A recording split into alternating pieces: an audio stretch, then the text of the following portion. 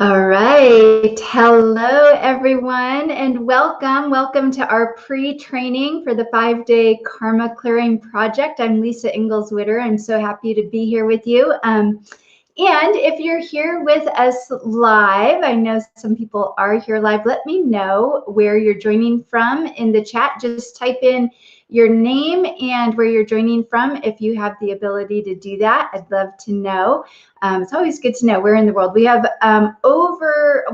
actually almost 200 people enrolled here in the 5-day Karma Clearing Project. So I just like to know where in the world everybody is coming from. I know I've gotten some emails from people that they're in the UK or Australia or Canada. So it's always fun to see where in the world everyone is and where we're joining from. I am in sunny Sebastopol, California. That is Northern California, just north of the San Francisco Bay Area in Sonoma, actually. So close to the ocean, wine country area. And I'm so happy and delighted to be here with you today. And we will be hopping into our training, the 5-day Karma Clearing Project, and our training on the 5 biggest myths about karma. But I do want to just give a little bit of housekeeping before we get started. Number 1 is as we go through our days together and the upcoming week together, I really, really encourage you to participate. And what I mean by that is, you know, when I ask you something to type in the chat, do participate in the chat, because that lets me know where you're at, what your thoughts are about things. And I can, you know, I go off script here. I'm not set in stone with how I am planning things. So I really rely on your input so that this can be a two-way conversation as best as we can in a virtual world, right? And I give prizes. So for those people, the way I know that you're participating is if you're participating by commenting in the chat. And what I'll do is at the end, starting on Tuesday, actually, I look at the previous days and who commented in the chat, and I take all of those names, put them into a random name picker, and pick a name every day, and then give away a prize at during one of our sessions. So it's a little bit of an incentive for you to participate. And then the third thing, before I forget, is please do, if you haven't already, if you're not already a subscriber to my YouTube channel, go ahead and do that right now. There should be somewhere on this page down here, like below me or something, where you can subscribe to my channel.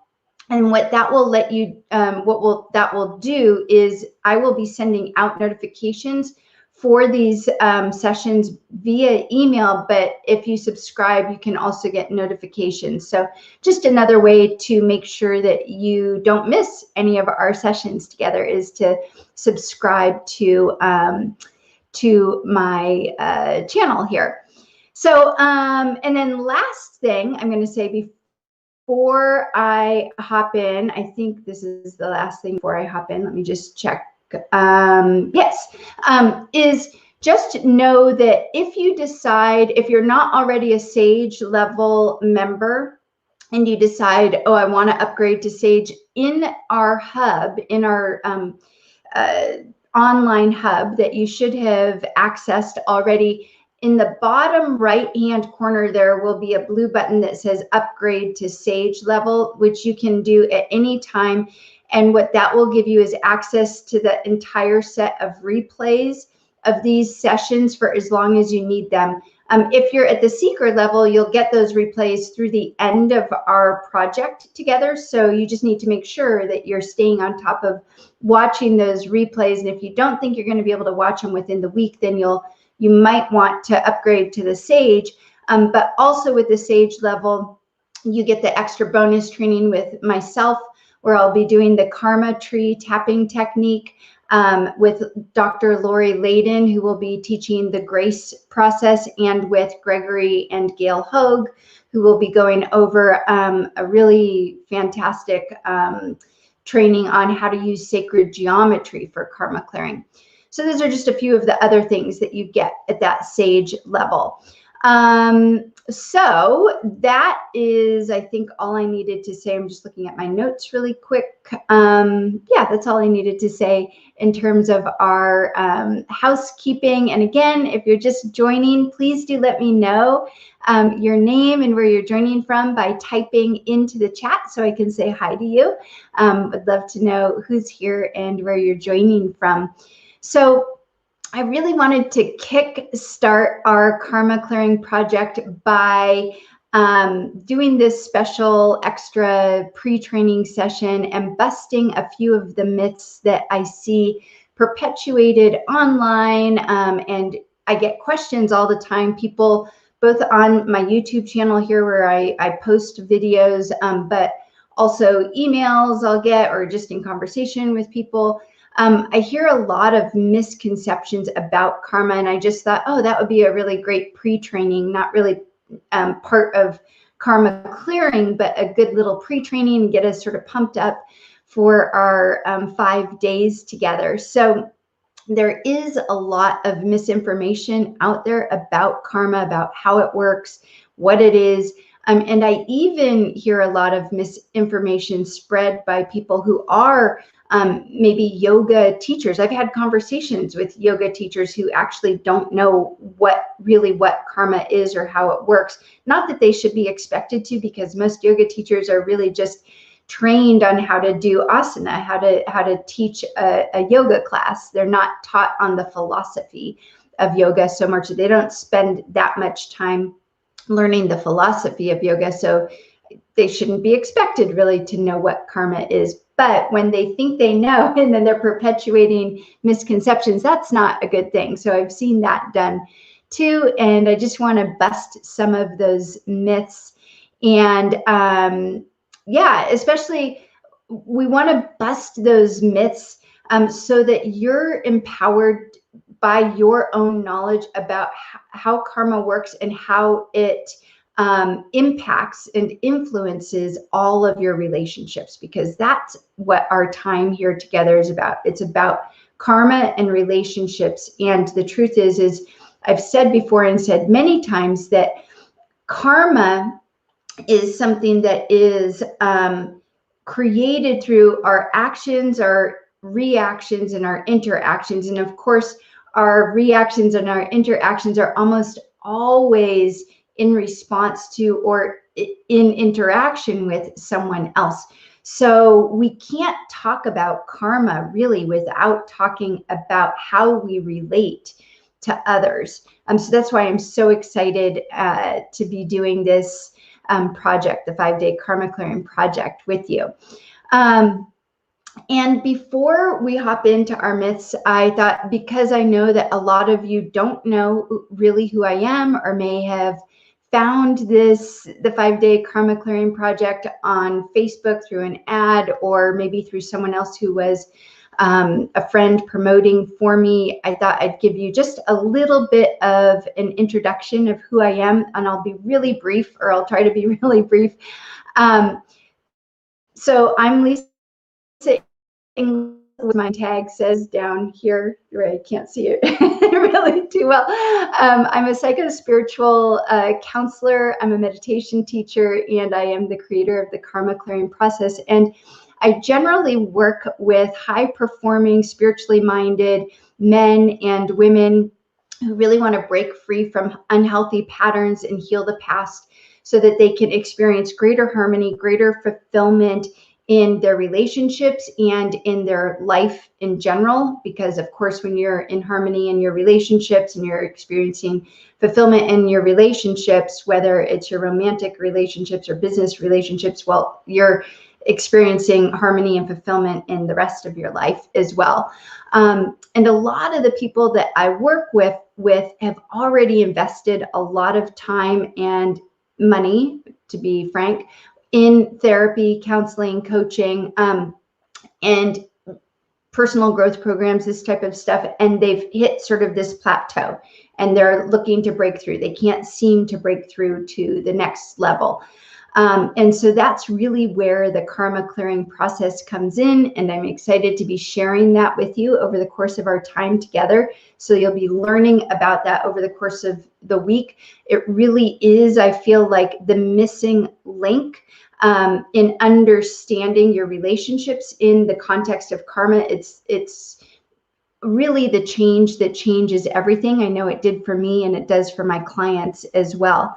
So I just want to let you know that my work with karma and in this realm of karma is informed by a few things. Number one, it's informed by my daily studies for the past several years of the Bhagavad Gita, which is a sacred Indian text. It's a Hindu text, and it's really one of the sacred books that's the basis of yoga philosophy.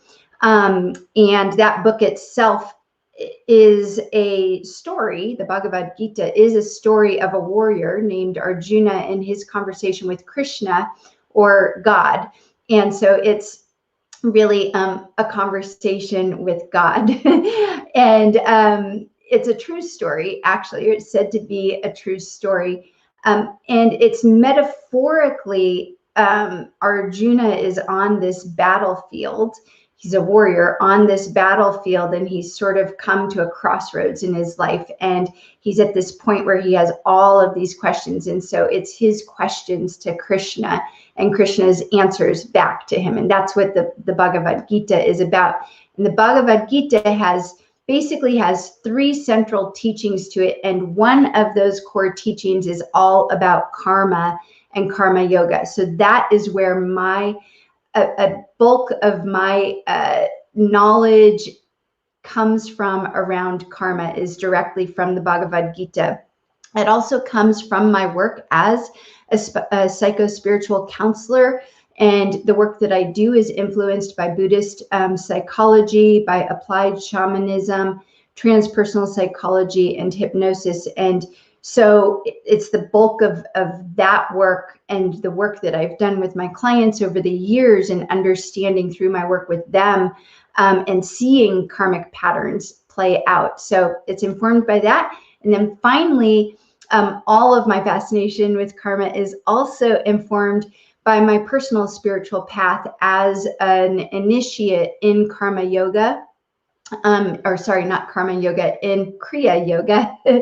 I'm a Kriya yoga initiate in the lineage of Paramahansa Yogananda. And if any of you have ever heard of the book Autobiography of a Yogi, he wrote that book in the early 1900s. So I am in that lineage of Paramahansa Yogananda and am initiated into that lineage. And as an initiate, part of the practice that we do with Kriya Yoga is all about clearing karma. So my life is really a dedication to being what I call a karmic warrior, and being on this battlefield of life, but this battlefield of life, which is also dually a spiritual battle and a psychological battle as well. And maybe we don't like to use war terms, but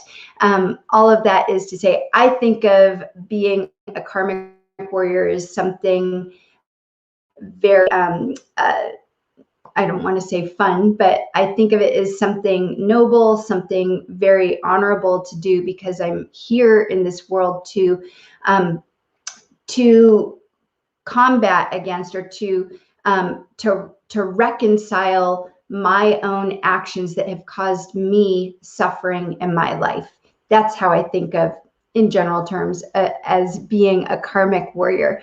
So I've done a ton of professional training and personal studies in the subject of karma. And tomorrow, and probably over the week, I'll give you bits and pieces of my personal story, because it's very applicable to a lot of the teachings that I'll be giving you. But I found myself fascinated enough with this subject that I eventually came to dedicate my work to clearing all of the misconceptions that people have about karma, and to helping my clients clear their karma through my psycho-spiritual counseling work.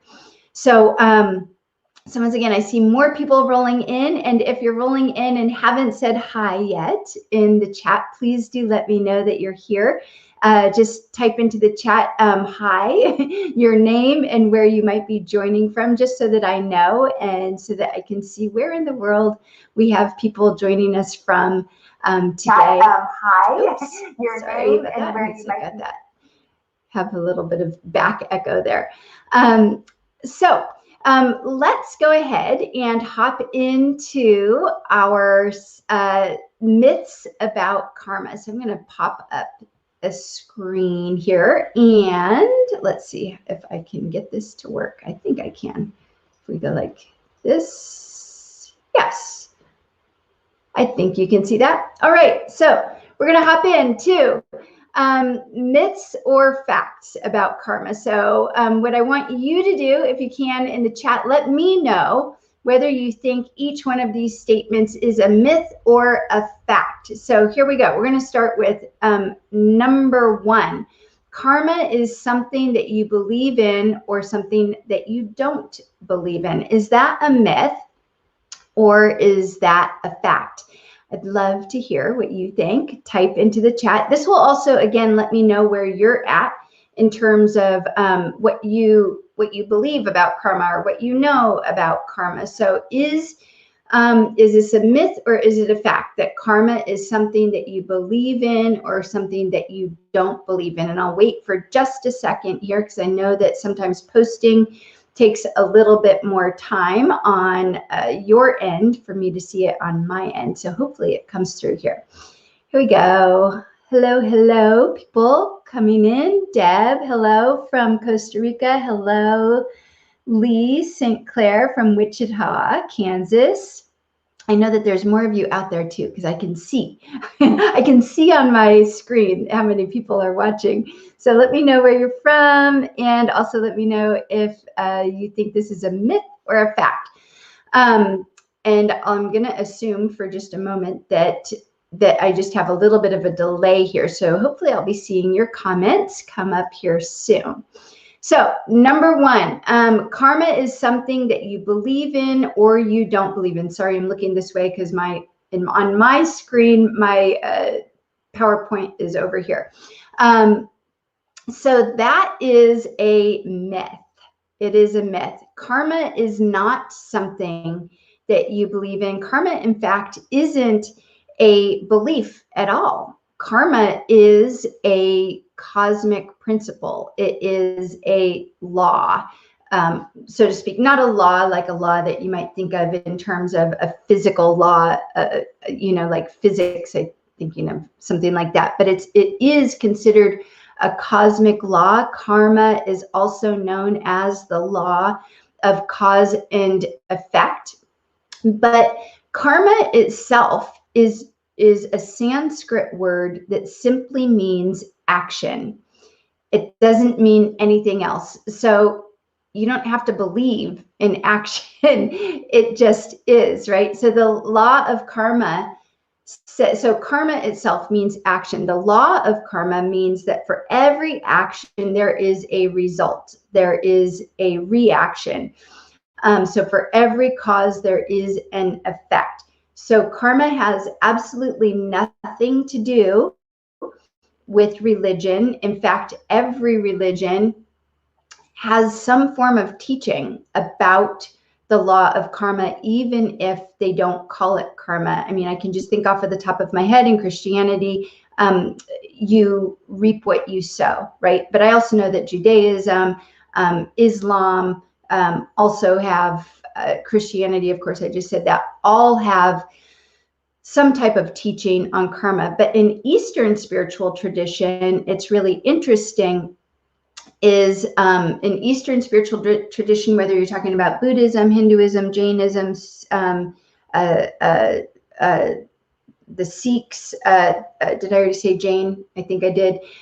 All of these Eastern spiritual traditions believe in the law of karma. Now, they all disagree on various things, you know, duality, non-duality, this and that. But the one thing that all Eastern spiritual traditions agree on is the law of karma. And in fact, it is something that is agreed upon in all spiritual traditions, as I just said. So what else do I want to say about that?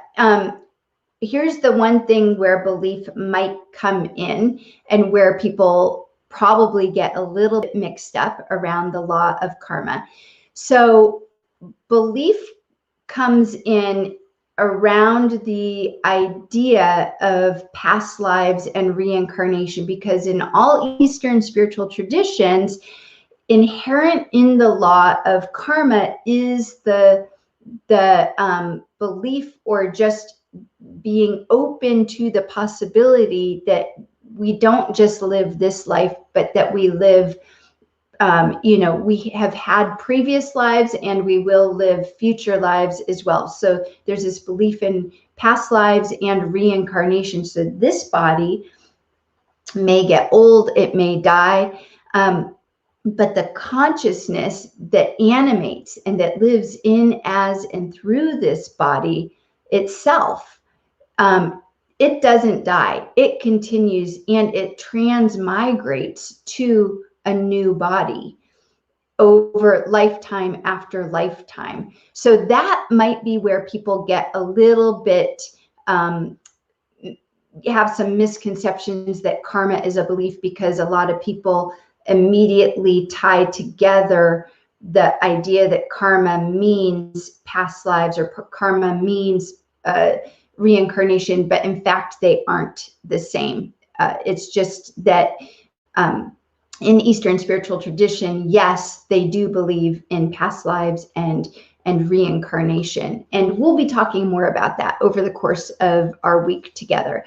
And I'm just going to say one more thing about that piece, about the past lives, is when we begin to look at our lives in terms of what Robert Thurman, who is a Buddhist scholar and practitioner, he calls it, when we look at our lives in the scope of an infinite life, that we've lived infinite lives, everything that's happening in this life makes so much more sense, because you're not just looking at one little slice of the pie, you're looking at the full pie, and you're starting to see the full picture. So again, we'll be talking more about that, and I'll be telling you more about how the law of karma works in our futures. Tomorrow, actually, I'll be talking specifically about the law of karma. So let me know in the chat if that little piece was helpful for you, just that one little piece about karma, whether karma is a belief or not. And all you need to do is type yes in the chat if it was helpful for you, just so that I know, and I know that I'm talking to living bodies here on the other side. It's always good to see what's going on. Awesome. Wonderful. Great. So, all right. Great. So let me move on to the next myth or fact. Here we go. Myth or fact. You can change someone else's karma. Let me know in the chat. Can you change someone else's karma? Myth or fact? You can change someone else's karma. And again, just just type into the chat. I'm not sure how long our delay is, but I'll wait a moment or two, and I'll sort of go a little bit bigger here. There we go. All right. This is actually something that this one is a really, really important one, because I hear this one, I've heard it several times by people, and it's actually a myth. You can't change someone else's karma. I've been told before that people have been told that they've gone to a healer of some sort who told them, oh, I've cleared your karma for you. Don't worry, I've cleared your karmic patterns. That actually isn't, you can't do that for someone. You can't clear someone else's karmic patterns.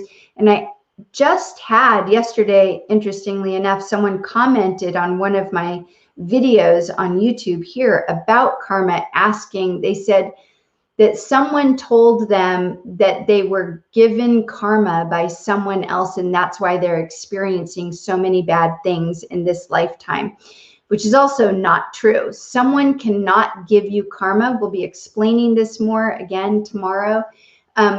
But only you can generate your own karma, and only you can change or clear your own karma. You cannot give or change or clear someone else's karma for them. And the only exception to this, and I say this is for us ordinary folk. However, there are enlightened masters. In fact, my guru, Paramahansa Yogananda, was known to take on his disciples' karma when he was living. And in fact, many enlightened masters are known when they're living in body to take on the karma of their disciples. But that's an enlightened being, and not too many people on this earth are enlightened at that level. And no one can ever transfer their karma to you. It doesn't work that way. That it's just an impossibility. Karma, how karma works, and again, I don't want to give too much away. I want to just whet your appetite today. But karma simply means our actions and our reactions to our actions. And this will make more sense tomorrow. And the results that they create in our life. And that's it. So what can happen is that you can become enmeshed in someone else's karma, or how do I want to say it? You can create karma by being in relationship with someone else. You create karmic ties with them. So that can happen, but that's different than your karma versus someone else's karma. And again, we'll be unraveling and unpacking all of this tomorrow. All right. All right. So that is myth number 2. Can you change someone else's karma? No, you cannot change someone else's karma. So let's look at myth or fact number 3. Oh, this is a good one. You should strive to create good karma in your life. Is that a myth or a fact?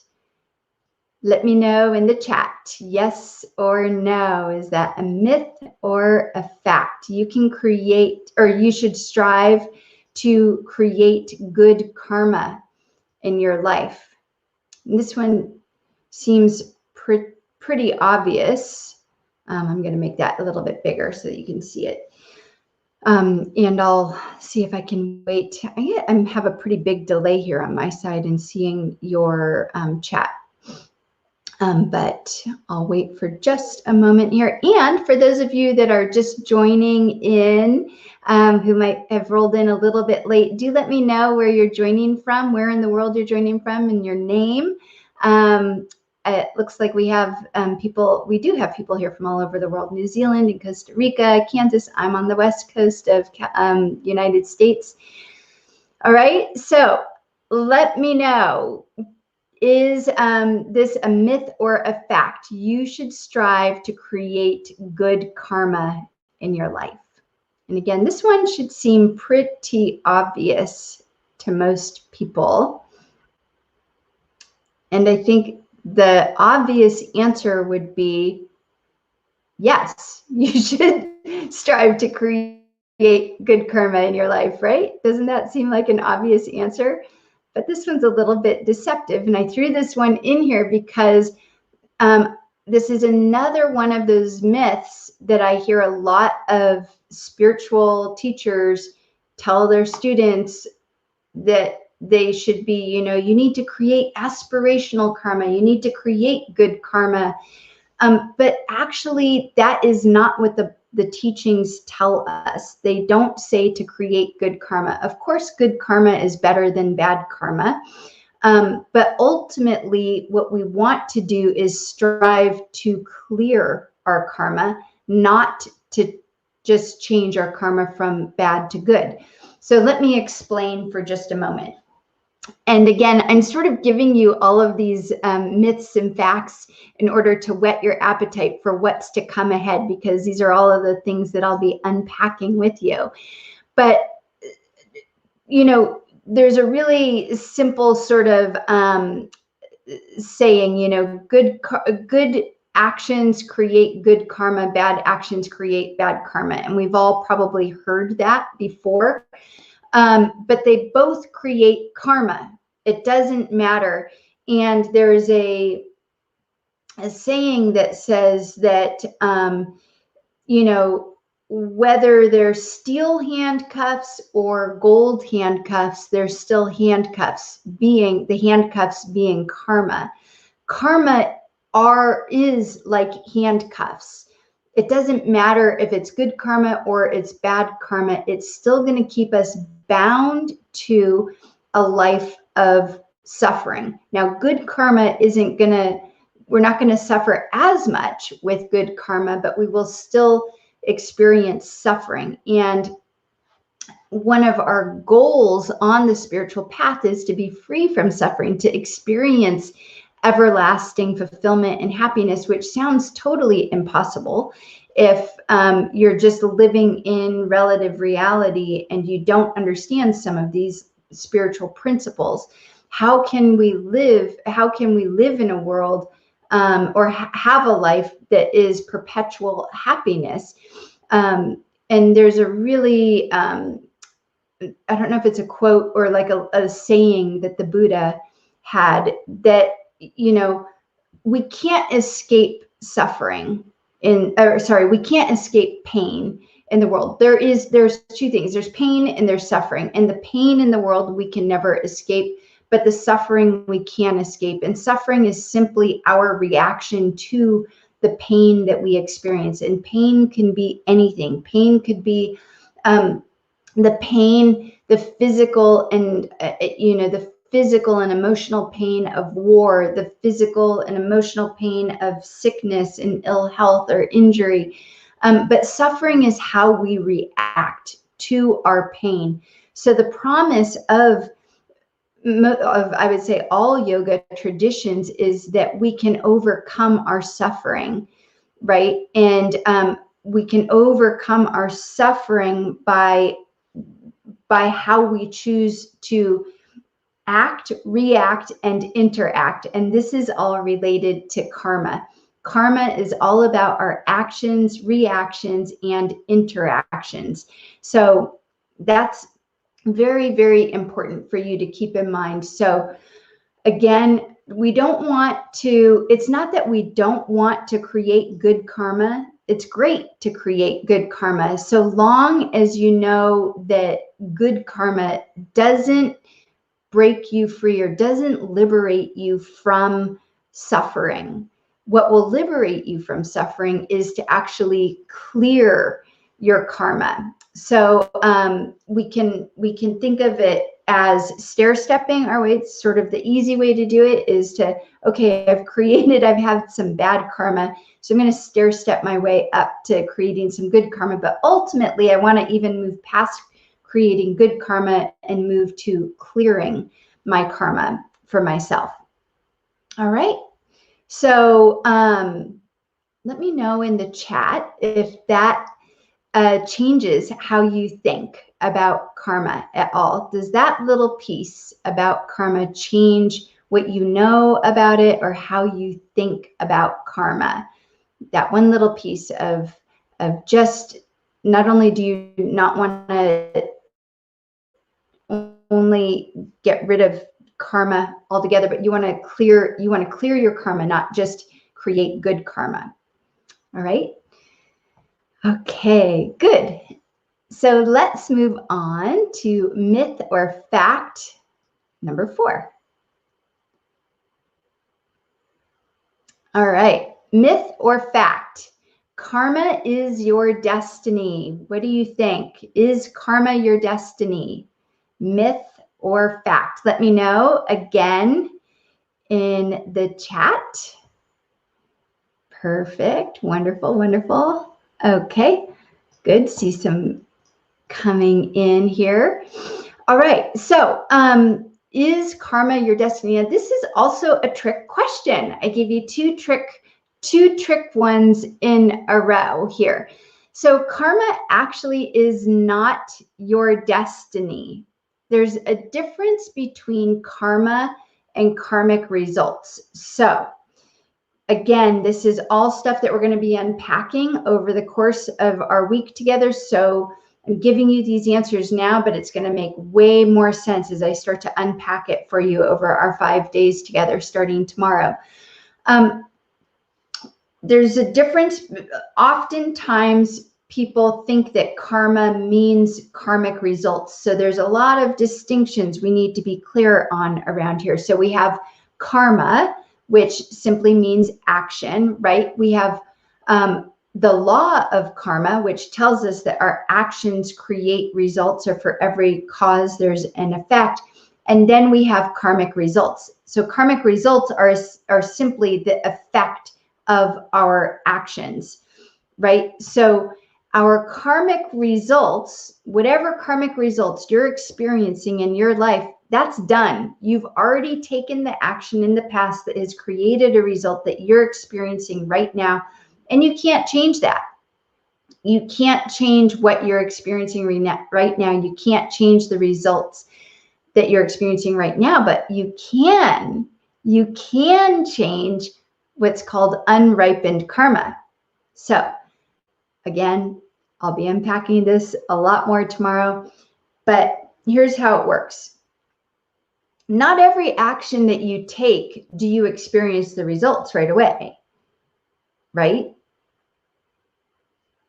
So for instance, some actions that you take, you might experience immediate results. So the one that I always go, if you're texting and driving, you might immediately get in an accident because you're texting and driving, and there you have the immediate cause and effect. But other times you take an action and the results of that action don't come to fruition for maybe months later or years later. Maybe you're working towards something, a goal, you're building a business and you're wanting to build a huge business or whatever it is. And the results of those business, it builds very, very slowly over time until at some point you're a successful business owner. As an example, that result didn't come right away. It took time for it to come. So the same thing happens. The same way to think about it, another example that I use is a seed. So if you plant a sunflower seed, it takes about 80 days for a sunflower seed to sprout and to grow into a full sunflower. On the other hand, if you were to plant an acorn, it would not grow into a full-grown, mature oak tree for 20 years. So that's sort of how we want to think about karma. Not every action that we take produces a result right away. And those results that aren't produced right away are stored. We have a storehouse of that karma, those karmic seeds. That's how they speak about it in Eastern spiritual tradition. Karmic seeds, those are stored. And that karma that's stored that hasn't manifested yet, we can do something about it. We can clear it. We can change it or we can clear it. So, so that's really, really hopeful, because it's like a credit card, right? So if you put money on a credit card or whatever, you're buying things on a credit card and you've accrued $10,000 worth of debt on your credit card. You have to pay that debt off. You've already accrued that debt and you have to pay it off. But if you stop using that credit card and you're like, oh, I'm at $10,000, I'm never going to use this credit card again, then you pay down the credit card, you pay it off, and that credit, that credit that you owed, it's done, or that debt that you owed, it's done. You have no more. You've paid it off. You haven't created any more. So you can sort of think of karma like that. There is some karma and karmic results that you're experiencing in your life. You can't do anything about the results, but what you can do something about is your current actions and how they affect your future results. So karma is not your destiny in terms of moving forward. What's happening right now, you can't change, but you can change how you react to it, because your reactions influence your karma, your interactions influence your karma, and your actions influence your karma. So whatever you're doing right now is going to affect your future karmic results. So you absolutely can change your destiny by changing your karma or by clearing your karma. So hopefully that makes sense. Let's see. Oh, I have made a couple other notes. So you can deal with whatever karmic results that you're experiencing right now in your life by taking full responsibility for the results that you're experiencing in your life right now. You can also take ethical action. So that means simply, this term ethics is actually really, really important. It's the basis of all spiritual traditions, is some type of code of ethics. And there's a reason for that. And I'm not going to really get into it too much over our time together, but I will mention it right here, that ethics and ethical action, wherever there's a breakdown in ethics, there's going to be a breakdown in structures. And there's inevitably going to be, when there's a breakdown in ethics, creation of what you might call bad karma. So taking ethical action, or what to the best of your ability, what you morally believe, or what is socially taken to be as good and okay. And this is where ethics and morals, they're subjective, right? Because it depends on what culture you're living in. In some cultures, it's okay to beat your wife, and in others, it's not. It's just a cultural thing. So of course, you have to take that into consideration, but in pretty much in all spiritual traditions, there's the basics, like do not harm others, be kind to others, be loving to others, speak the truth. These are really simple things that we can think of in terms of ethical action. So taking full responsibility for your results is one way to begin to change your current karma and karmic destiny. Taking ethical actions and knowing that the results that you're experiencing right now are from the actions that you took in the past, and they don't necessarily represent you in the now. So if we go back to this money example, maybe in the past you accrued a lot of debt, or you made some bad decisions about your money and how you used it, and you overspent using credit cards or whatever. So now you're suffering those consequences, and you're having to pay off those debts or whatever it might be. But for the past couple of years, maybe you've been really responsible with your money. You've been handling it well. You haven't been using credit cards the way you used to use them. So even though you might not see the karmic results right now of the actions that you're taking right now, you're still paying off the debt of your past actions. You can be assured that the results of the actions that you're taking right now will pay off at some point in the future. So that, for me, is always the hope that you hold on to, or the thing that you hold on to, is whatever I am doing right now and the actions that I'm taking right now will absolutely affect what's happening to me in the future. And as we go through our week together, we're going to dive, of course, way into relationships and how all of this plays out in relationships. So just wanted to say that as well. All right, so that was myth number 4, and we're coming up on myth number 5 here. So let me roll it on out. What is the other definition of karma? Okay, so the only definition of karma itself means action. It's a Sanskrit word that means action. We have the law of karma, which isn't just karma. The law of karma says that for every action, there is a result, or for every action, there is a consequence, or for every cause, there is an effect. That's the law of karma. And then we have karmic results. And this is often what people get confused. They say, oh, my karma. But really what they're talking about is their karmic results. Karmic results are just the results of our past actions. So hopefully that clarifies for you, Lee, in the question there. Okay, so let's go to our final myth or fact. Certain relationships are karmic while other relationships aren't karmic. Is that a myth or is that a fact? Let me know in the chat if that is a myth or a fact. I'm going to make that bigger for you too. Let's see. You can go like that.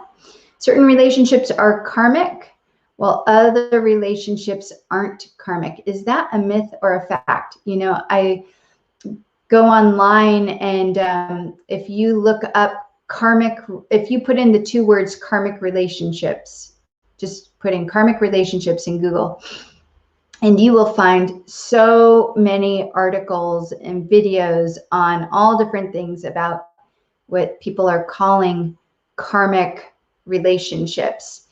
And, you know, all of these symptoms that a relationship is karmic or isn't karmic. So let me know, is this a myth or a fact that certain relationships are karmic while other relationships are not karmic? And this one, if you came to this class through the website and you signed up, you probably know, yes, that is a myth. Exactly. Right. Yes, that is a myth. It is not true that certain relationships are karmic and other relationships aren't karmic. All relationships are karmic. Every relationship that you're in, and I say every relationship, of course, you know, the incidental relationship. I mean, there could be arguments that every single person that you bump into is a karmic relationship, but I don't know necessarily that the person that, you know, the barista at the coffee shop that you've seen once in your entire lifetime is a karmic relationship. That's an incidental relationship. But certainly any relationship that is a significant relationship, friendships, it doesn't, this thing about karmic relationships, people think like, ooh, oh my gosh, I'm in a karmic relationship with this guy or this girl. And it's like, well, every relationship is karmic. It's not just romantic relationships are karmic. Your relationships with every single one of your family members are certainly karmic. You're going to be learning more about that on day 2, because we're going to be talking about the importance of your birth family and your karma and karmic patterns and how that plays into all the other relationships that you, significant relationships that you have in your life. Your relationships, of course, with your children are karmic, with your good friends are karmic, your relationships with your boss or your coworkers, those are all karmic relationships. Your relationships with those people that are in your social circles, if you're in a club or you have a hobby and you have a social circle that you run in, all of those people, those are all karmic relationships. There's no relationship that's not significant that isn't karmic.